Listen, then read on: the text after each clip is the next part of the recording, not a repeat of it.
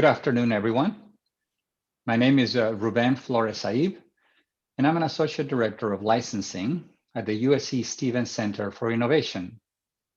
Thank you for joining us this afternoon for this installment in our webinar series titled From Discovery to Commercialization, Valuable Guidance to Enhance the Success of Your Startup.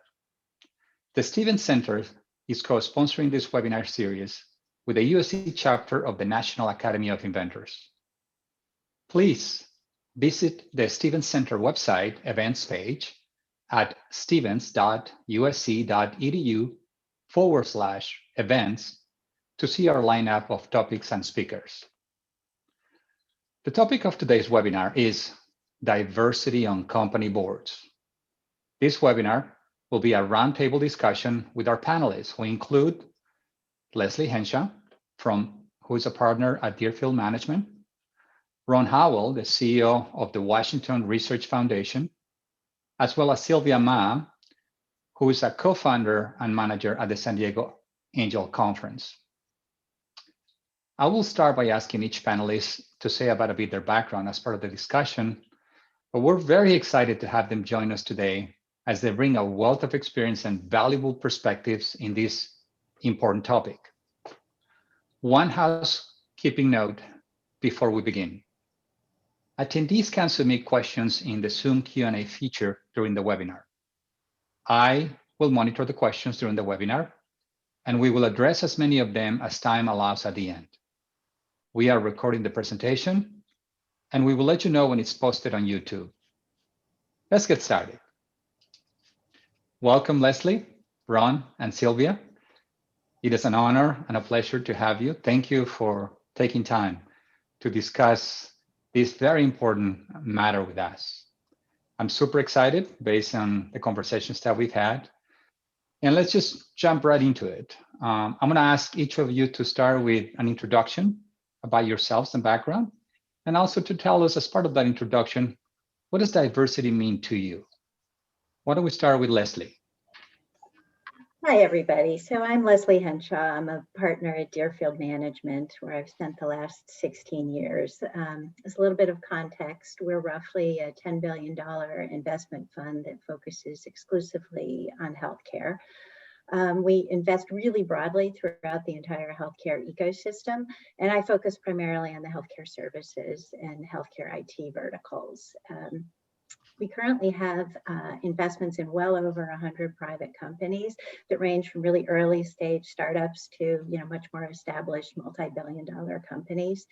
And so that gives us pretty broad-ranging insights into a range of management teams and boards across a pretty diverse group of companies. Among the many things I love about Deerfield is the way we think, and probably more importantly behave, on the topic of diversity. So going back 6 or 7 years ago, we looked around our morning investment meeting. We gather as a firm every morning for about an hour. And, we looked around the room and it was way too white and way too male. And we also realized that far too few of our portfolio companies were led by women or other minorities. And so that caused us to sort of step back and say, if we're not going to be proactively part of the solution, we're absolutely part of the problem.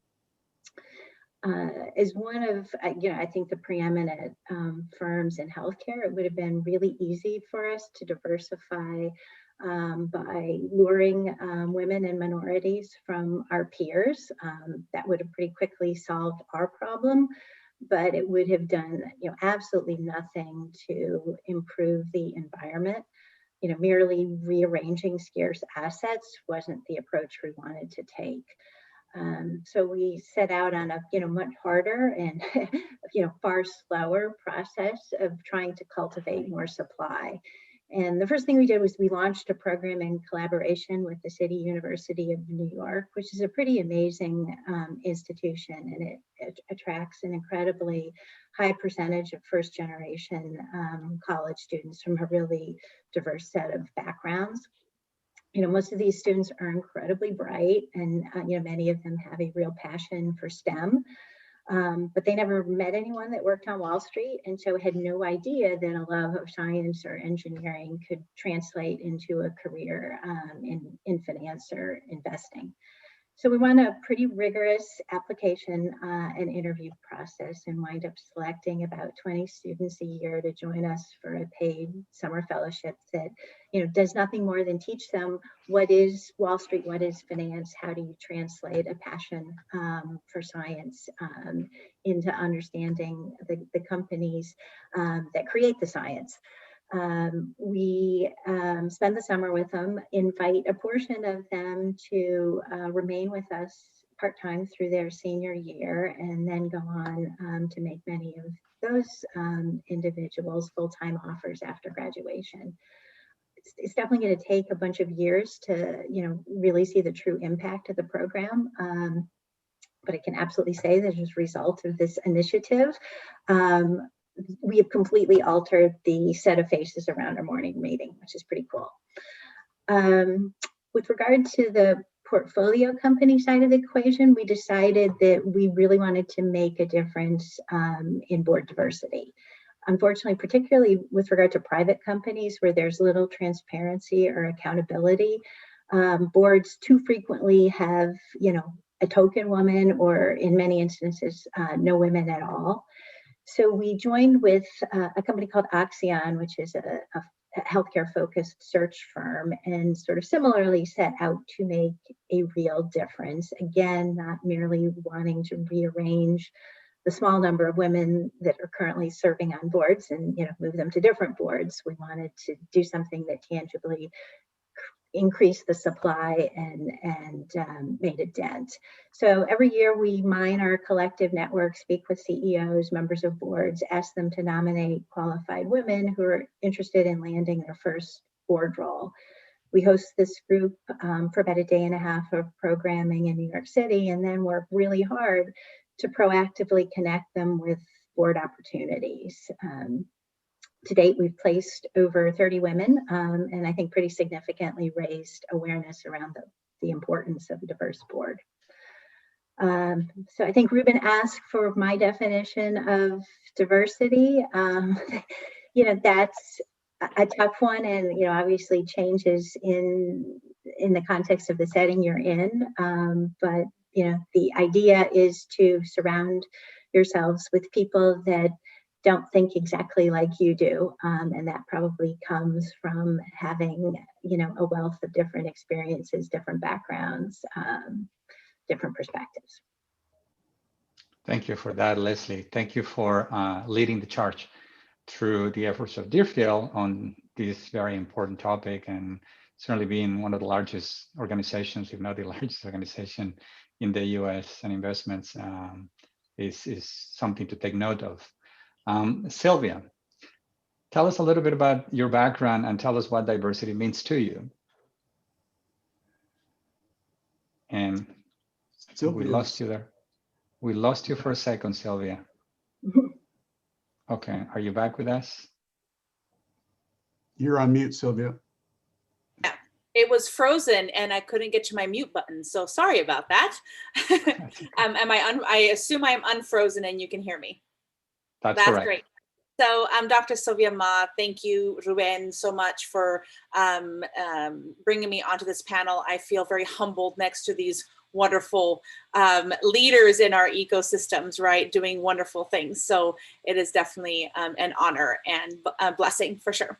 So I've been an angel investor, venture capitalist for over 10 years. And my doctor is really around a PhD in biochemistry, molecular biology. Do I use it? No anymore, but I do use it whenever I have to do a due diligence report or talk to another angel group or syndicate a really heavy science or heavy tech company. I understand it, I get it. I've been in the lab, I empathize with the founder and be able to communicate that. And love having had the opportunity to get my MBA from Rady School of Management at UC San Diego, which really focuses on entrepreneurship and commercialization of technologies. So that's kind of my background in essence, and love being an angel investor and venture capitalist. How I've created this persona that I am is more of just kind of hunkering down on the aspects that are out there that are educational. So I've gone through 37 Angels training. I'm a pipeline angel. So that is an angel group that only invests in female-led and diverse founders. I've been on the investment committee from Next Wave Impact Fund. I've been a fund manager, the initial fund manager for San Diego Angel Conference, now a co-fund manager in year 3. So really exciting to empower and impart knowledge onto new angel investors in the San Diego ecosystem. But that angel conference also is in Seattle, Oregon, Alaska, and in the middle of California. So really great ecosystem building opportunities that I've been so blessed to be a part of. As an angel investor, I just dove in and had that opportunity. I've launched 3 or 4 accelerators. So Stella Labs, which is a business accelerator for female entrepreneurs. We're industry agnostic and also stage agnostic. And we really focus in on that really early stage woman who's breastfeeding 2 kids in her closet in Iowa. We want to reach her. We want to make sure that she has all the resources that she needs to launch her business. And on the access to capital side, we say, hey, you know, that's another place where there's a valley of death for female entrepreneurs. So we have the Women's Venture Summit. We have the Women's Fast Pitch that is nationwide, 6 regions. And I actually build those bridges between the female angel investors and the female entrepreneurs. I've started accelerator programs at UC San Diego. That's how I know Ruben in his former life before USC. And that's also looking at university startups and making sure that those university startups that are 18, 19, 20-year-old, wonderful, brilliant ideas, and they're like, I want to change the world. Well, we have accelerators at UC San Diego, and also I've been at USD and a mentor at Biola University to really encourage those students to launch a business, what does it take, and talk to an investor. So that's in a nutshell my background. I also have my own company called She Invests, where I invest in female-led and people of color companies. I have 45 companies in my portfolio. Again, industry agnostic, but the number one thing of my investment thesis is that it has to be a woman or a person of color. So your question of diversity is really important to me because I know Ron's going to give us all the range of diversity, but gender is one thing. I'm a gender lens investor. I'm also an impact lens investor. And diversity also means disability. So I have a disabled son who has cerebral palsy, and I have a disabled sister who is mentally handicapped. So disability really goes a gamut of things, and that is also diversity. And that empathy that we have, and the empathy that we know to support people with jobs, and also the opportunity to have your own business, as that diversity is really important.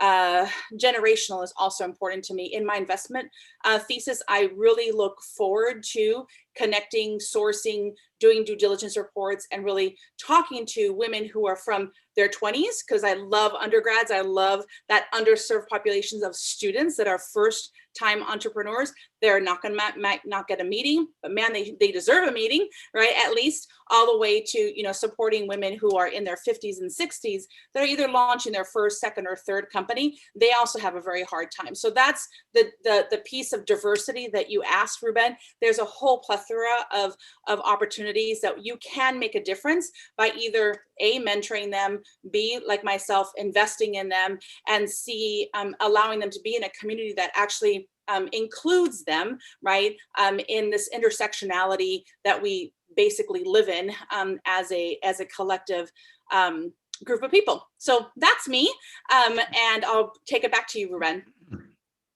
Thank you, Silvia. I love your energy and enthusiasm. It's always so contagious. One of the things that I love about our panel is that as we talk about diversity, we have a very diverse set of backgrounds, approaches, and experiences in thinking about this subject matter. And it shows in the different sort of approaches that we have. We're going to get, just for the attendees, we're going to get into some specific questions about what does diversity mean, why should you care about diversity in a minute. But I wanted to ask now, Ron, please do tell us about your background and what diversity means to you. Sure. I'm Ron Howell. I am the CEO of the Washington Research Foundation and WRF Capital. We operate in Seattle. We work very closely with, but not for, the University of Washington, and we work with the other research institutes and research universities in the state. That would be Washington State University and a little bit up at Western. Most of our activities are around making grants to support researchers in STEM areas working on innovations. And we will either help create grants to provide educational opportunities, undergraduate, graduate, postdoc fellowships. But we also have pipeline grants that we make, and we put these into 3 different phases between early and later. And the later is closer, but not right on or incident to commercialization. The reason why we do this is because we were created out of a change in the law in 1981, the Bayh-Dole Act, which let universities take title to their IP. As a result of that, and at the time, one of our co-founders, Hunter Simpson, was on the board of regents at the UW and observed that there was no organization, no mechanism for getting the most out of this opportunity that the government had just created. So the Washington Research Foundation was created actually prior to the UW's own tech transfer organization. We worked together for a number of years. We were kind of doing the same thing until 1992, or 1994, I should say, when we started making investments in startups. So one of the things that we added to our bailiwick was, we have grants, we're doing licensing, we're at our peak about 72 million a year. And then we added startups. So since 1994, we've invested in, I believe the number is 108 startups over multiple rounds. These are usually rounds that have venture capitalists, but many of them also have angels, which are really important for small early stage companies, and also important for companies that are going to be in that middle level where when they're executing on all fronts, their total market cap might be between 35 million and 300 million. That usually doesn't get your top tier venture funds interested. I won't blather on too much. My background's in biochemistry. I took over as president and CEO in 1992, and I've been with the foundation for a long time, 32 years this July. To me, diversity is a word which is the nice side of the coin, with the other side is racism and discrimination. Diversity is the word that we use to describe the methodologies, the practices, and the plight of people who are trying to become employed and really fully actualize their potential, living within the context of what we see in front of us. So for me, most of my life, diversity has meant, well, it's like that old joke. It's a clean joke, don't worry. It's like that old joke, if you walk into a poker room and you can't identify the sucker, well, you're it. So if you walk into a room and you can't identify the diversity, you're it. But that's an incorrect view of diversity. And I only found that out by doing a little bit of background research for this panel, because I'm not a diversity expert. I don't pretend to be one. I hope we get to the point where I could talk about my own journey, which was helped by hiring a diversity consultant. And I've got some ideas that I think are scalable that we can talk about later. Leslie did mention, I just found literally about an hour ago, 5 different types of diversity. So one, cultural, race, ethnicity, disability, religious or spiritual beliefs, gender, including transgender. I don't know why they say 5 and then they give you 8, but intersex, generational diversity, in sexual orientation, sexual identity. So from the only thing that I can speak to is the ethnic diversity, because I do have male privilege and I do have upper middle class privileges, which are different from other people in my same ethnic group. So take it away, Ruben. No, Ron, that was fantastic, and thank you for leading us head on into some of the tough questions, tough situations that we want to try to tackle during this conversation. So I have a couple of questions that I'm going to start with for Leslie. So Leslie, there's two. I think I can combine them into one. But the first one is why should anybody care? Why should you care about building a diverse board? Why are we talking about this? Why should you care? You're mute. I'm sorry, you're mute. Yeah, thanks. It's a great question. And I'll start with the fact that there's, a whole batch of really fundamental reasons. So, first off, boards serve a bunch of different functions. They help set strategy. They help assess risk and then, develop ways to mitigate it. They help build management teams. They help establish culture. They provide entree and access to capital, and they, kind of set the tone for your engagement with a whole range of stakeholders. And there are, countless studies, plus, frankly, just should be gut intuition and instinct that suggests that if you bring a diversity of opinion and approach to thinking through all of those roles that I just highlighted, you're going to wind up with better outcomes. You're going to make better decisions. You're going to attract better management teams. And, frankly, you're going to understand your customers better. So, all of those reasons I'd put in sort of one bucket that I'll call the carrot bucket. You work hard to achieve diversity, and the payoff is you get better overall performance. There's a second category that I'll sort of put in the stick category.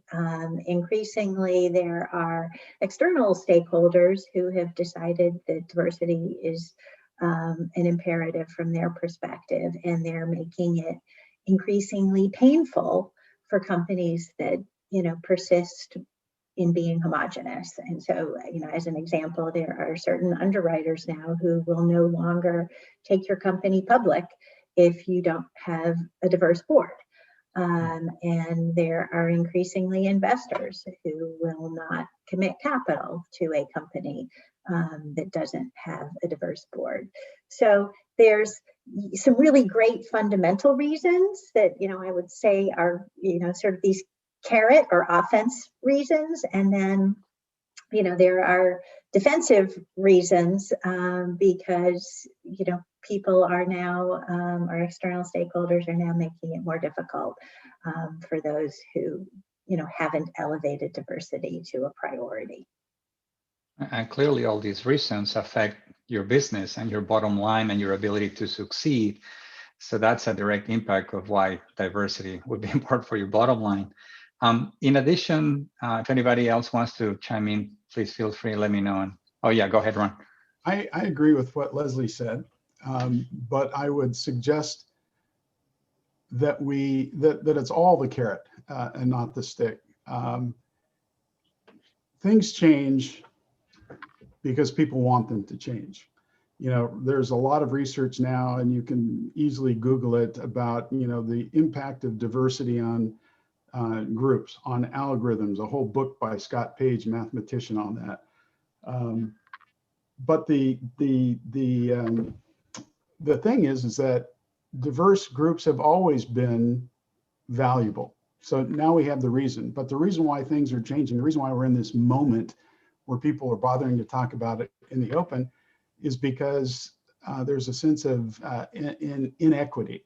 And equity, I think, was the leader, rather than promising people that you're going to have outsized returns if you have a diverse group of leaders.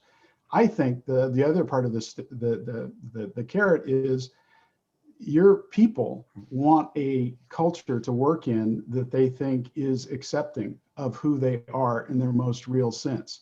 And when they're accepted in their most real sense, they can be free to work on the things that matter. So I took over as president in 1992. And I've hired a bunch of people, and I never thought about diversity, equity, and inclusion until exactly about a year and a half ago, when the chairman of my board, Kent Carlson, not me, said, we need to have a statement about diversity, equity, and inclusion.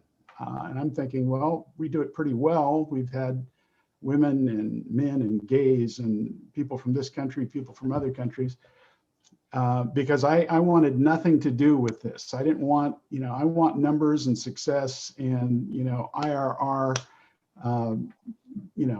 income bonuses, things like that. And, I see people's eyes glaze over. I see the hostility and I don't want to look because I might tell you what I'm really thinking that you get sometimes when you're talking diversity with majority culture folks.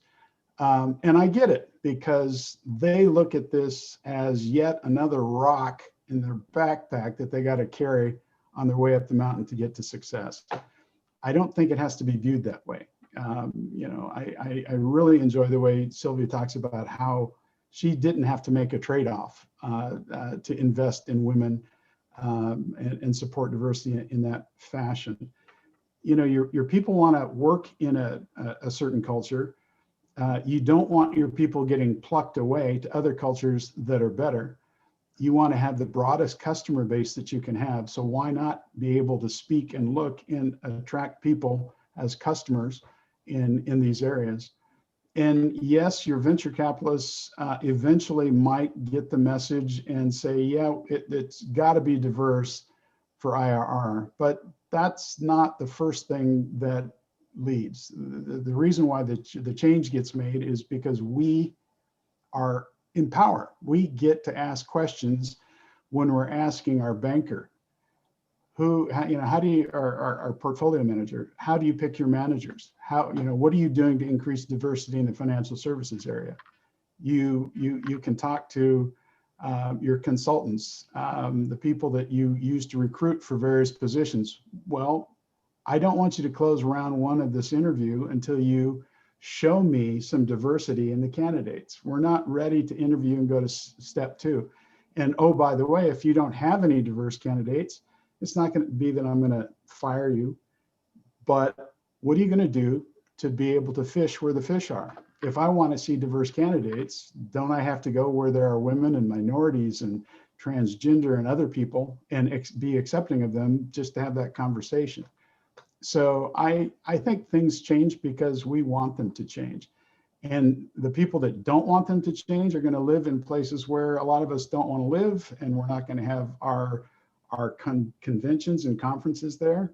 We're not going to support collaborations with that type of organization because this is who we are and this is who we like to work with. So I think it starts with us, and it starts with us asking questions of the people that we work with. What do you think about diversity?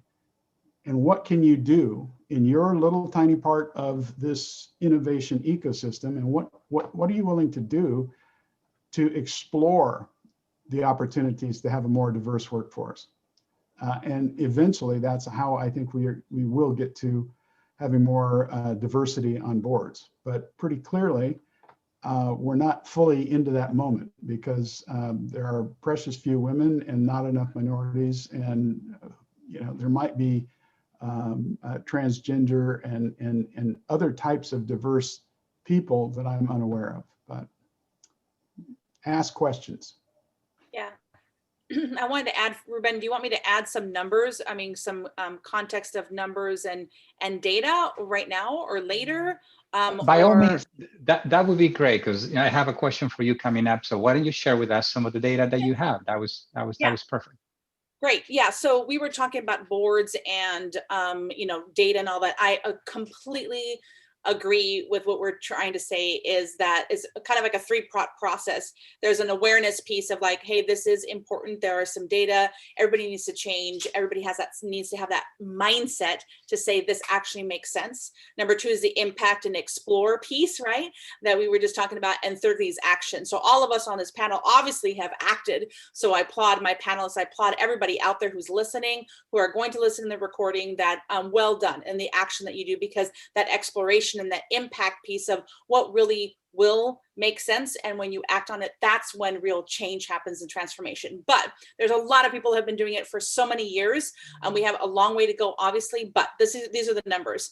So there's a McKinsey report in 2018, and that has about 3 of these data sets. So companies in the top quartile for gender diversity are 21% more likely to outperform. So just companies in general.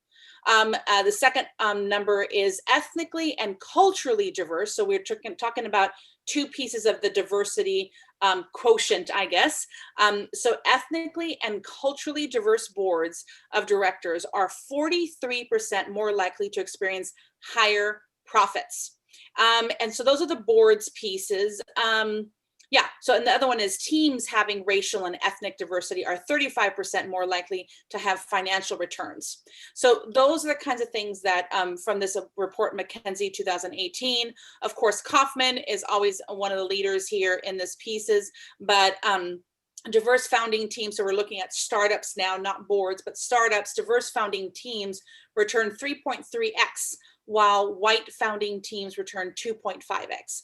Typically. So higher returns, and that's important. Then when we're talking about what I love, and I'm not going to go into it too much, but why it's important to have these actionable items and actionable programs like the program we have at Deerfield of getting more women on boards, and then people who are in the entrepreneurial arena trying to get more women founders, is that there's from a data set from women, it's called All In Women in the VC Ecosystem 2019 by PitchBook and Allraise, is that female investment decision makers are twice as likely to invest in female founders as their male counterparts. So that's why we need both sides and every side to be lifted in this diversity piece, because you will invest, you will support the ones that might look like you, or that you're saying, hey, I have the awareness and I want to support others that I don't typically look like. So there's a lot of pushes and pulls here. I just wanted to present the data so that we're data driven instead of just, let's say, bias driven.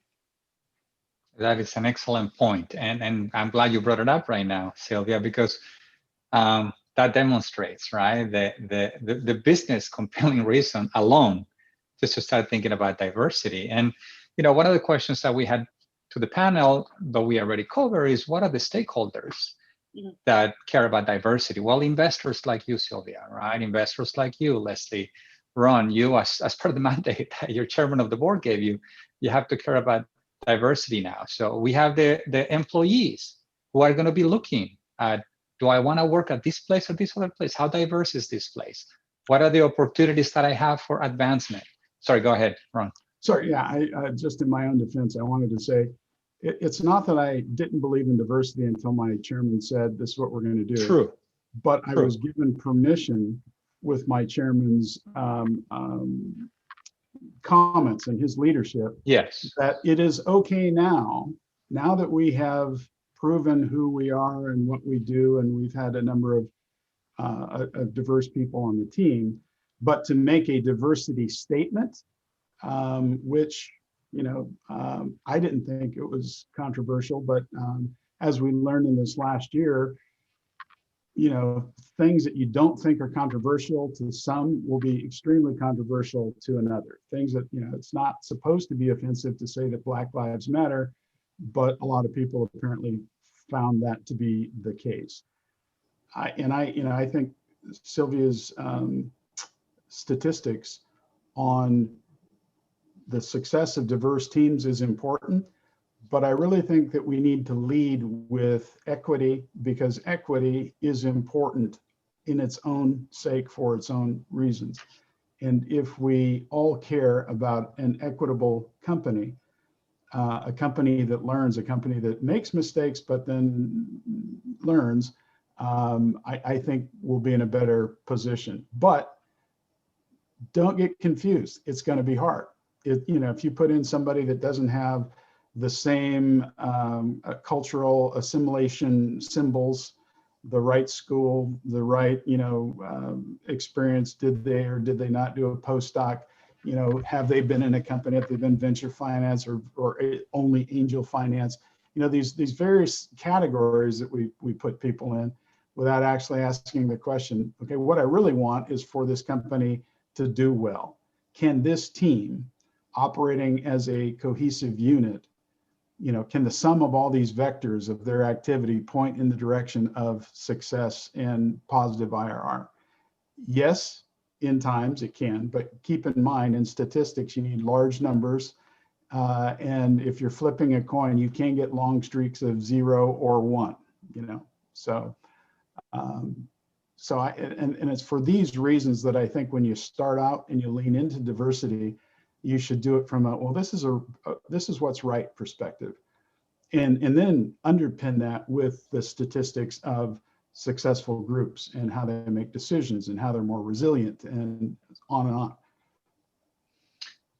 Yeah, I want to come back to that in a second because we have a couple of questions for you regarding how can we specifically make those efforts to increase diversity for ERMs when there are none around.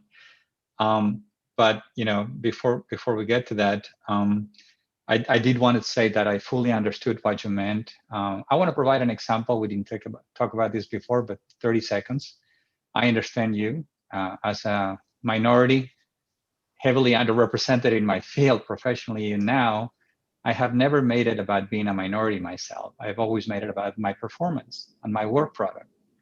It is now that I find myself at with this platform that it has become something that, as some of you say, something that I feel like I have a need to speak about and help others have a narrative and create awareness.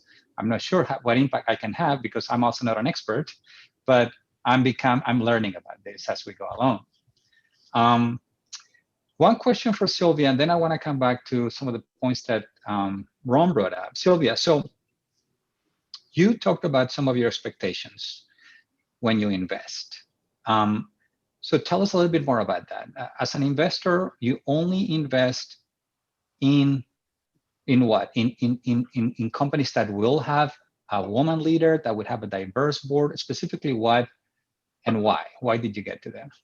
Yeah, I only invest in women-led businesses and people of color. So I would say, I know I should do my own portfolio, but I would say about 95% are female-led and about 5% are people of color. So, you know, 2 African-American men, like Filipino father, which I love, right?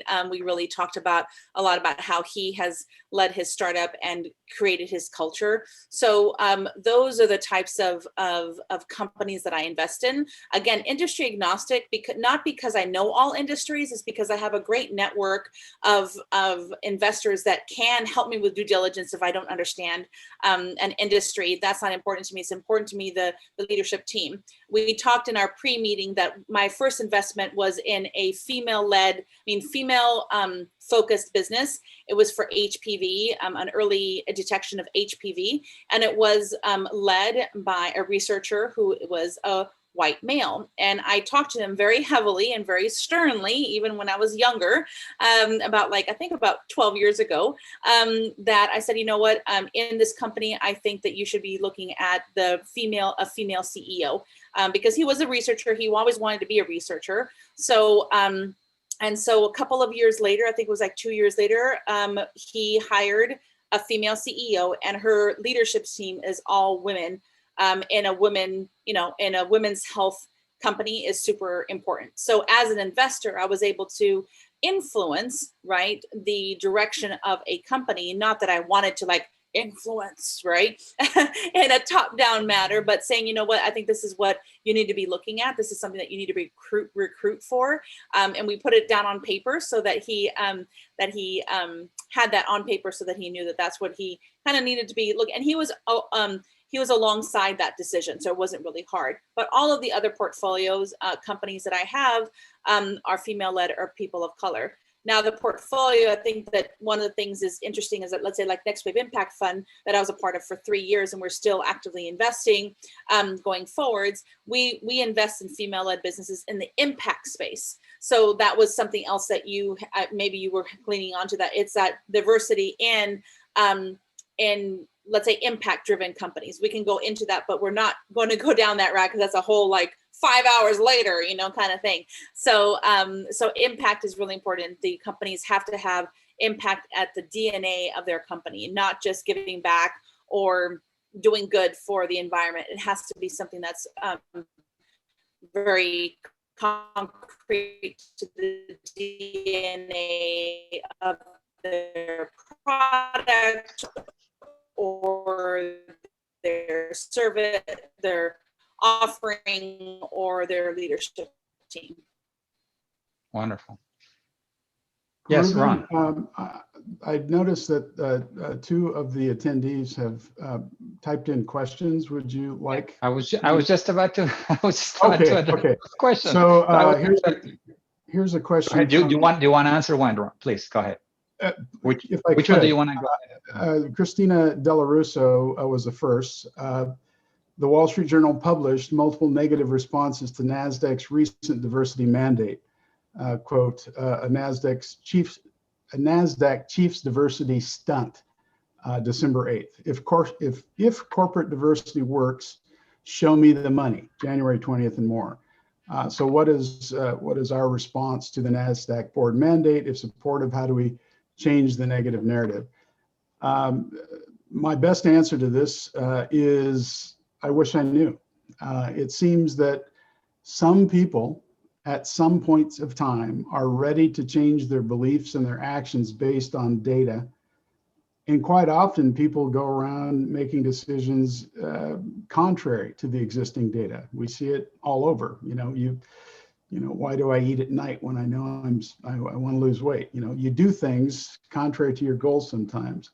I think the best response that I can give is do what you can when you can.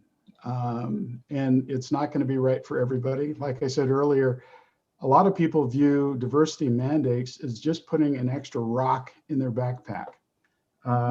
You know, if you're a venture capitalist, you've got a sector, you've got a size of company that you're going to invest in, you've got a geographical region that you're going to invest in, and you're competing with other VCs to get into deals, the best deals, and you need to prove that your team can work fast. And sometimes you have the clout and the authority to ask about diversity, other times you don't. I would suggest to all of those of us working in startups, and we don't choose the founders, we don't choose, you know, sometimes we can influence who the CEO is. Quite often we get to look at whether or not we want to make an investment in a baked entity. You know, it's got the technology, it's got the CTO, it's got the CEO, and they're desperate for money, and time is money. So if they've only got, you know, 6 months of seed funding, talking to them about diversity on their board and their team is just nuts. But you can say there will be a point in time in your future when you've proven your case, or you're getting closer to proving your case. What are your intentions with regard to filling positions in a manner that looks for the most diverse candidate group? And at the point in time where we're using recruiters, we make sure that the recruiters know our preferences. This is what I learned in the last year. Just asking the questions makes a lot of difference. And for startups, you can't hire, you know, you don't have money in the budget for a chief diversity officer. But guess what? I know Dr. Tony Byers up here in Seattle, who used to be the chief diversity officer for Starbucks and a couple other companies I can't remember. Well, I hired him, and he took my hand through this process about this is how you can live your values when you're interviewing for your next executive level position, for your board of directors. This is how you can interview your financial service providers. These are the things that should make you feel better, even if you don't end up with, you know, a highly diverse staff. If you go through the process and you continue to go through the process, over time, you will find that you do find diverse candidates that make the cut. There's a second question. Should CEOs and or board chairs have compensation tied to board and or company diversity goals? that one I find really easy. This is from Bryant Lowry, someone I know in Seattle. I think that's an easy one. Any behavior that you want gets rewarded. Any behavior that you don't want doesn't get rewarded. And if you're serious about a diversity goal, it may not be the factor that changes your bonus by 25%. It might be a 1%er. It might even not really get algebraically calculated into your bonus, but if it's not discussed, at least the way I think, it's not a priority. Show me your checkbook and show me your schedule, and I'll tell you what your priorities are. I wanted to ask Leslie and Silvia about that question. Yeah. I was going to ask Leslie. Yeah. Answer to the NASDAQ, and then if you don't mind, I'll go back and after she goes and talk about really early stage companies and what they can do for diversity. So I want to punt it to Leslie. I want to hear. So do you see the question about the NASDAQ? Yeah, Leslie? yeah. So I have, gone back and forth about how I feel about, programs or mandates that compel diversity. And there's, a part of me that is appalled that people don't want to do it for the right reason and that they, need a mandate. But I have, kind of come around to the fact that, any forward momentum is, probably positive. And, it's a bit akin to seatbelt laws. I remember, sadly, when they came into effect and, there was a portion of people who said, yeah, absolutely, that makes all the sense in the world. I see why that's good for me. I see why that's good for society. There were others who did it very begrudgingly, only because, they didn't want to pay a fine or get ticketed. But over time, as you build experience with something, it becomes ingrained and then you appreciate its value. And of course, it's the right thing. And, that I've watched that happen in boards, whereas, white men begin to have positive experiences in their board engagement with people that don't, look like them or think like them. It is now less scary, and it is, now something that, yes, that makes all the sense in the world. I mean, one of the arguments I get when I call out a board for being, all male and all white is like, gee, a board is so important. You've got to have the right chemistry. And I, want people that I've worked with before and that I know, I'm going to have the right rapport with. And that sort of fundamentally cuts against the things we were talking about earlier and the benefits of diversity of opinion. But it's really hard to break that cycle of, path of least resistance. I do what I'm comfortable with.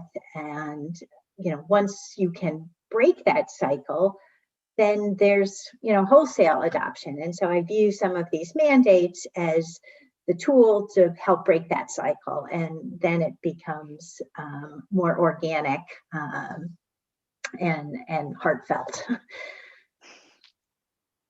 Thank you for that. Silvia, do you want to jump in? One of the things that, I first and foremost, I'm not hearing that much. There's a pipeline issue, right? So thank God we're a little bit past that, right? It's like there is a pipeline. There are people out there. I love, Ron, that you said, hey, if you don't have a whole list of diverse applicants for a job, spend the extra days to reach out to your local, like Latino organization. Of course, I'm Venezuelan. I'm from Venezuela. I'm a Latina. Doesn't look like it, but I am. So reach out to those community organizations or the business organizations or a talent search that is diversity specific so that you can get a really great swath of applicants. So I love what you said about that. And then I wanted to go back also to when I'm working with startups that are really early stage, Ron, right? And they don't have the money to, let's say, hire the right people and all that. It's how they answer questions, the founder, or because they have to have that mindset, because if they want to grow a scalable, efficient, great company, big company that has culture later on. No, wait a minute. The culture needs to be established from day one. So I've had conversations with people that they're like, I said, so what about your leadership team and your advisors are not diverse?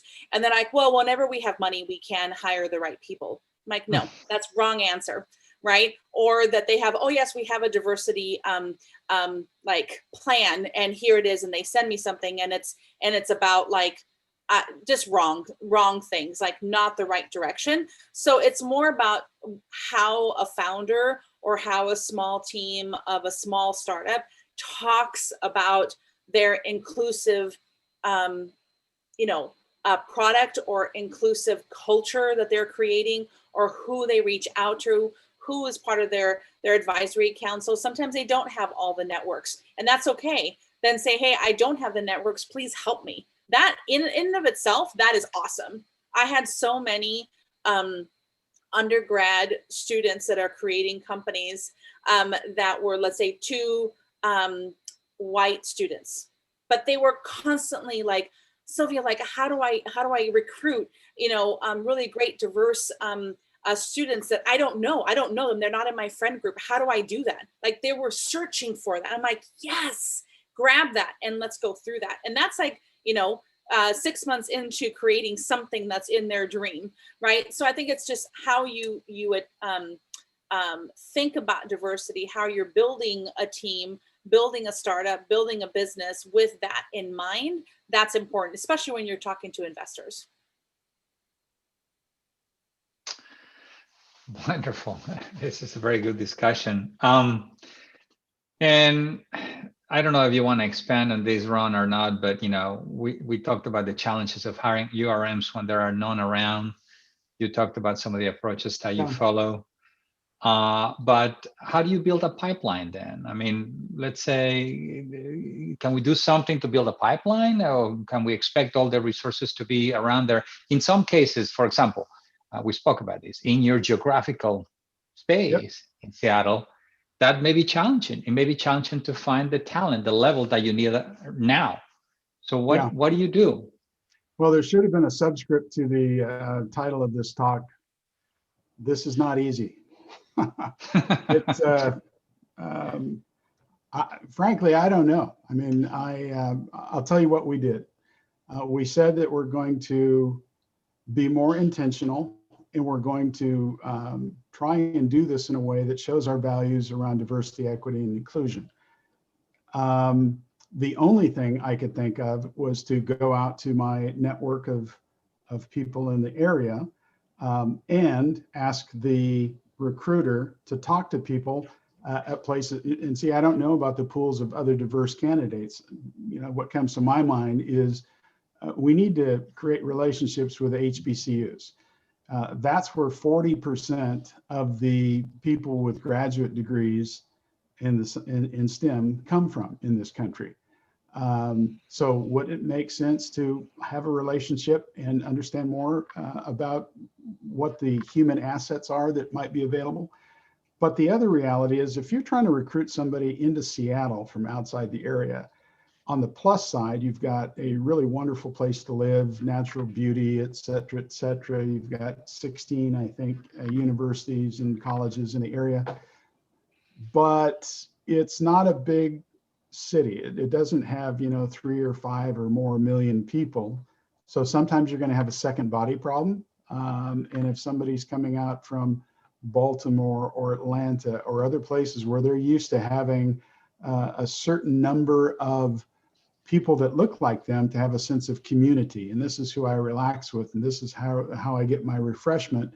If that's missing, you've got to proactively try and get those people knitted into your community. I personally like making an effort when I see an African American in my area.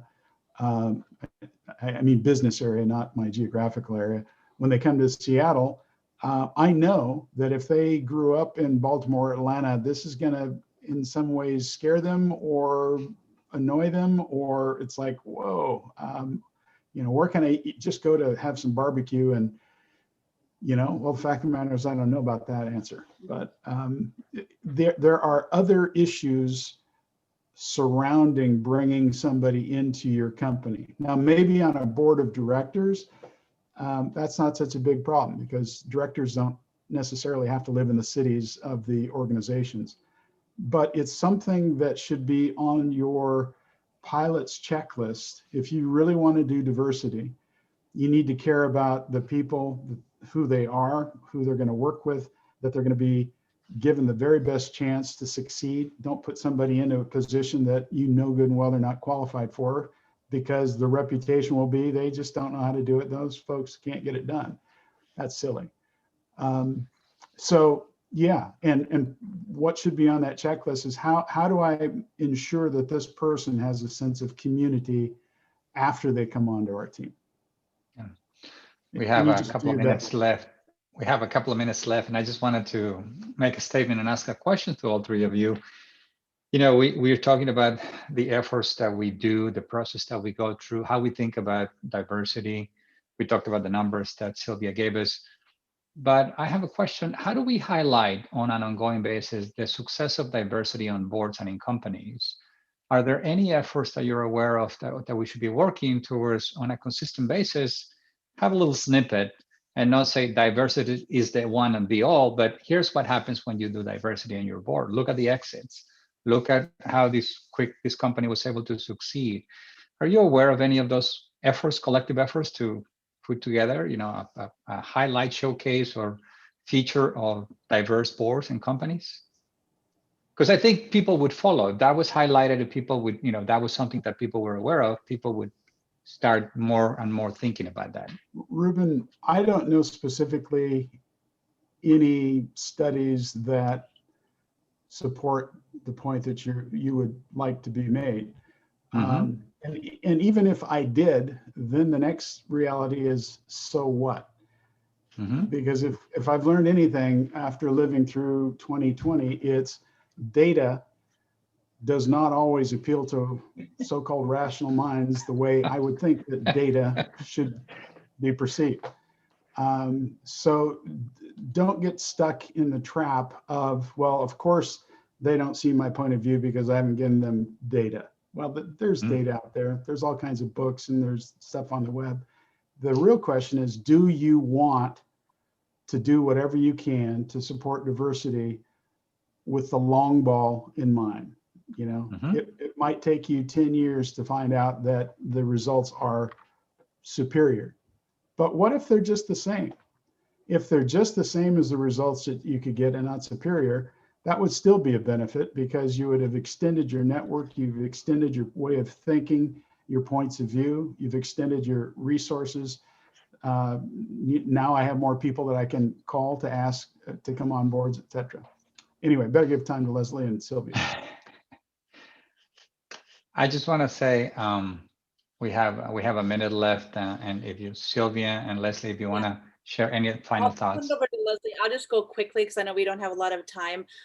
For gender diversity, I really love the reports coming out of, let's say, All Raise. Obviously, I quoted that one, but Wharton School, their Project Diana is super awesome because it really shows you not just corporate boards of, because gender diversity and gender awareness could be the products that you invest in, or the founder that you invest in, or the healthcare, like the market that you invest in, or the board, that's the composition of the board. So they do a really good job of having these great discussions about that. And I think those are like the macro pieces. The micro pieces, because I'm very much of an empath myself, and as a Latina Italian, I'm always like community, community, community. It's really reach out and have micro moments of connection with people. Like Ron said, community is super important. Leslie, she runs this whole program. I can't wait to like learn more about it, of and getting more women on boards. But how does she do it? She does it through community and reaching out and pulling people up. So people probably think, oh, macro, like I can't do that. No, you can't. Like you can make a difference, and all of those things that you do on a daily basis is super, super important. And then secondly, storytelling. I'm a LinkedIn guru. Ben knows that. I'm always sharing. If somebody's doing something amazing on gender diversity or diversity of race diversity, man, I'm publishing it. I'm reaching out. I'm sharing it. I'm saying, hey, look at this, look at that. What about this? What about that? Sharing, everybody, amplifying everybody's programs and what they're doing is super important, even on an individual level. And we learned that through COVID, right? It's innovation and connection during isolation. The more that we can amplify and connect each other, it's so important. So that's that. I would just say that's my last piece. And Leslie, I would love to hear from you. Yeah, just super quickly, remind people, and I'm, not above embarrassing people. I mean, we are at a point where society is receptive, and I think people are embarrassed when you call them out and say, do you know you have built an all-white, all-male management team or an all-white, all-male board? It is hard work. Ron pointed that out, is that should have, been a subscript. And because it is hard, you just constantly need to put it front of mind and try to move it up people's priority list. Well, thank you. Thank you, all three of you, for such an engaging and informative discussion.